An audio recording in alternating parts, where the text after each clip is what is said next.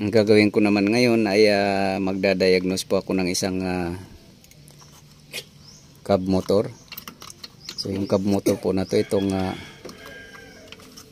po yung nagpapangat ng ulo ng 10-wheeler forward track.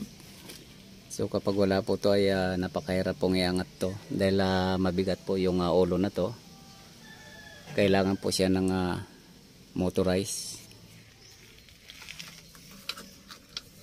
So nandito po, tuwing ilalagay po yung fuse nito ay lagi pong napuputol.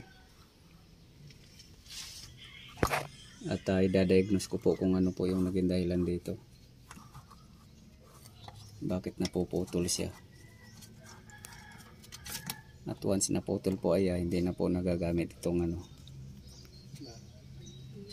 mano-mano na lang po yung ginagawa nila, binobomba.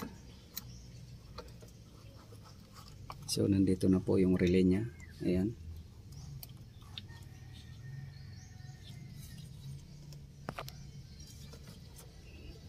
Alamin natin kung ano po yung naging dahilan dito.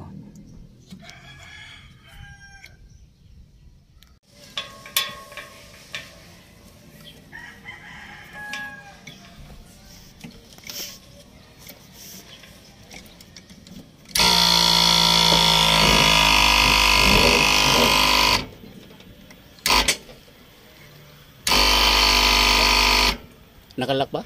Oo, tagilid talaga. Baba.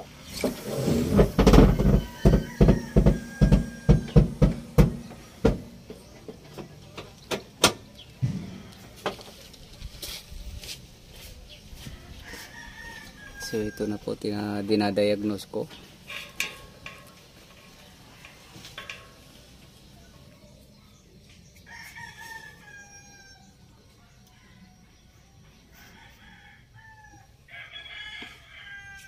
Sige na bro, taas.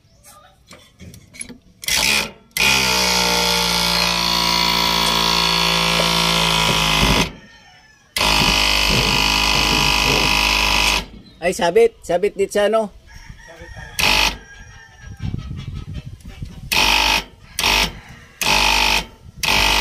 Diyan mo. Ayun oh.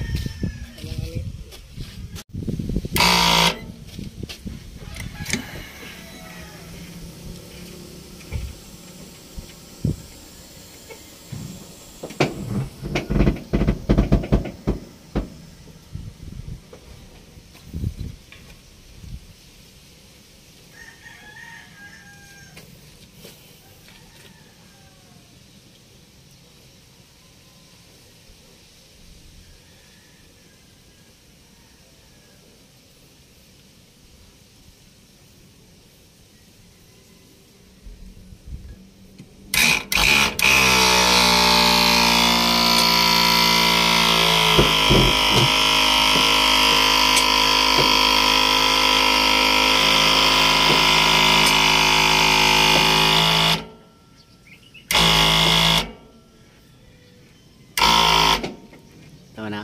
Sige pa. Up.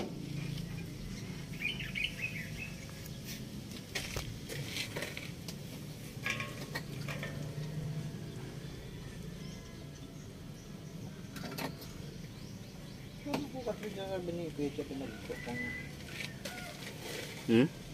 nagpaparatagas ko na.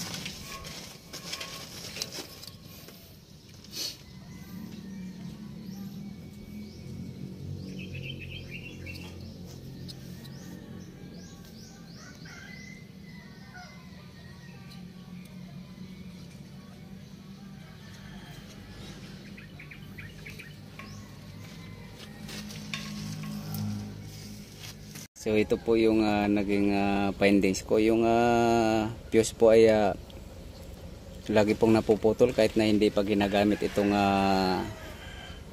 motor na to.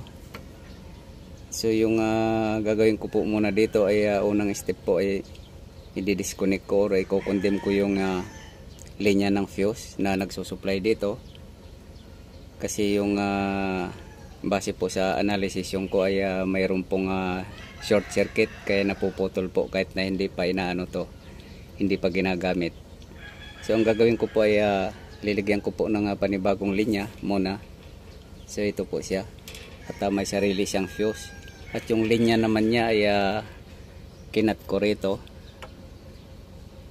at nilagyan ko ng panibagong fuse para kung sakali pong may short circuit itong linya na galing mula dito hanggang fuse box ay makukundim na po siya, balikan silado na po siya. So kapag ganun pa rin po, darating po yung problema na yun, ay iba naman po step ang gagawin ko. Pero ito po muna yung gagawin ko, maglalagay po ako ng sariling fuse at yung linya na galing fuse box ay nakakondim po siya. So ito po gagawin ko po ngayon, itatap ko po rito sa may relay. Yan, dito po siya. Ito.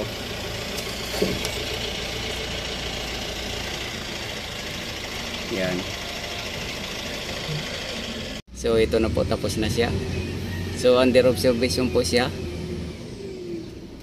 At kung hindi po naulit ay ibig sabihin yun po yung ginawa ko ay kinundim ko yung dati niyang linya at panibago po yung ginawa ko dahil baka shortage nga yung yung power supply na galing sa fuse box.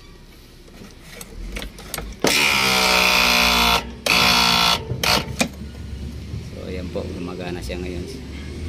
So hanggang dito na lang po muna ang video kong ito. Please like, subscribe na lang po and hit notification bell para sa susunod na mga video. God bless you po.